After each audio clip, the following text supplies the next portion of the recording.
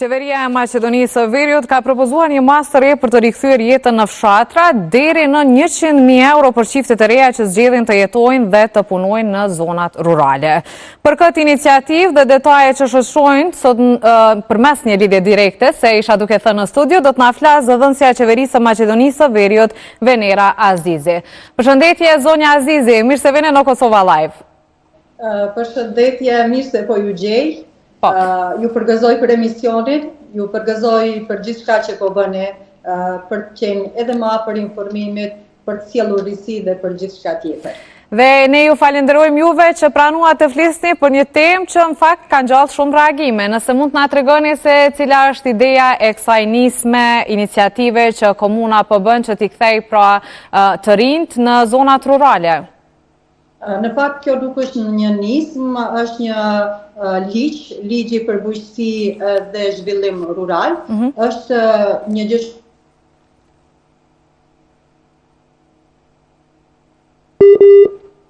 Po. Duket se kemi pak probleme teknike me lidhjen direkte me zonjën Azizin, ndërkohë unë do të lexoj pak disa informacione sa i përket këtij ligji që qyshta edhe zonja në këtë komunë.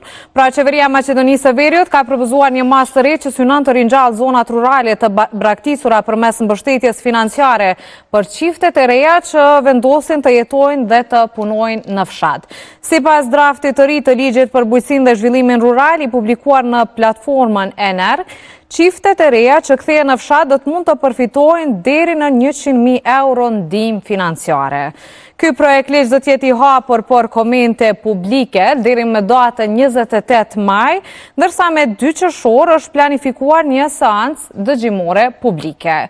Mbështetja financiare ka për qëllim që të ndihmojë çiftet të ndërtojnë ose të rindërtojnë banesat, pra të blejnë makineri bujqësore, tokë bujqësore ose bagti. Pra do të jetë kjo kryesisht ndihmesa financiare që të arrihen këto gjëra, ndërkohë që për të përfituar nga kjo skemë, aplikantët duhet të jenë në moshën 40 vjeç. Pra, duhet të janë çifte të reja ose të ri, nuk e di se si e kanë specifikuar realisht nga kjo qeveri, por që duhet të janë në moshën 40 vjeç.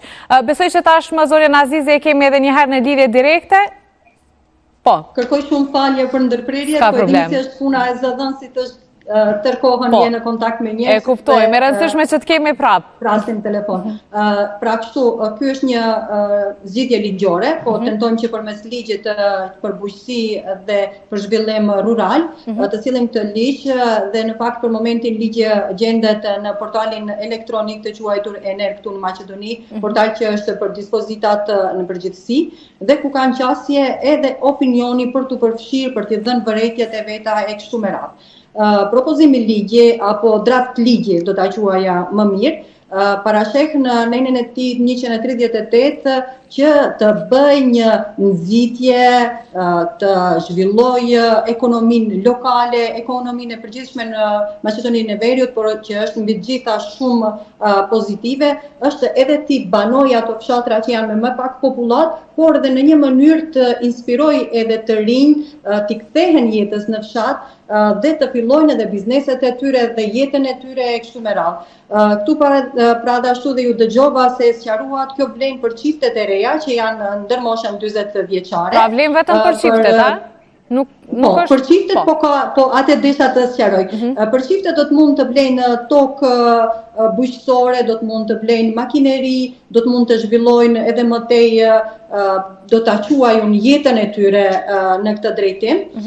Dhe ajo që është shumë e rëndësishme vlen të potencohet se janë të lidhur, do të thosha, të jetojnë 10 vite në fshat. Unë bëj këtu një krahasim, do të thosha më mirë është 10 vite të jetojnë me gjitha kushtet e plotësuara që i plotëson shteti këtu, sesa edhe të marrin rrugët e mërgimit apo gurbetit. Dhe këtu bëhet, unë thash ajo gjëja pozitive, që ndoshta këta të rinj që po na ikin jashtë shtetit, të rikthehen, madje edhe të jetojnë në fshat, pse jo, kur gjithçka do të kenë të mbuluar. Mirë, po në kuadër këtij propozim ligji, këtij draft ligji, janë të përfshirë në fakt edhe grup moshat edhe strukturat e tjera të njerëzve, pra këtu ka të bëj edhe gratë, janë të përfshira, gratë që do të fillojnë të merren me bujqësi, gjithashtu do të ndihmohen, dhe gjithashtu do të ndihmohen nga 10.000 euro edhe të rinjtë që dëshirojnë të hapin, të fillojnë veprimtari bujqësore, që në start në moshën 29 vjeçare të fillojnë të merren me veprimtari bujqësore, ata do të kenë që në start 10.000 euro. Këto do të janë disa nga kriteret që ju i kërkoni.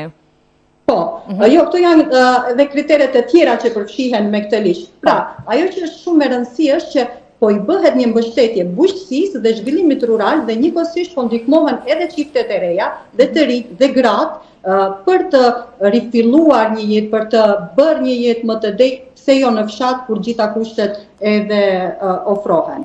Po, ndërkohë, ka një harë specifike të fshatrave që synohen, apo ende nuk keni arritë kjo pjesë? Po, fshatrat ende nuk kemi arritur se gjithçka është për momentin në debat publik, do ta quaja, mundet të pësojnë ndryshime se është draft ligj. Por ajo që vlen të potencohet është fakti se do të jenë të përqendruar në fshatrat ku ka më pak popullat, ku ka ndodhur zhvendosjet.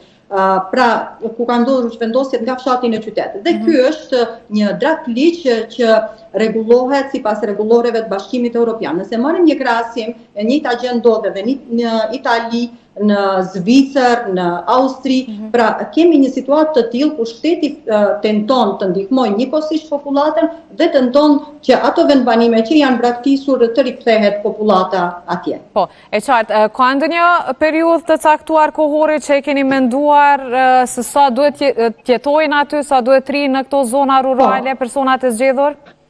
Po, do me thënë, ajo që është vlen të përmendet është se këto 100.000 euro do të alokohen, do të jepen, do të kisha thënë më mirë, brenda 3 viteve. Në kohëgjatje prej 3 viteve, jo për një herë. Dhe dyta, janë dhe 10 vite të cilat do t'i lidhin këta të rinj, këta çifte të reja për të jetuar në fshat. Në të kundërtën, do të duhet që t'i kthejnë të gjitha parat që i kanë marrë nga shteti.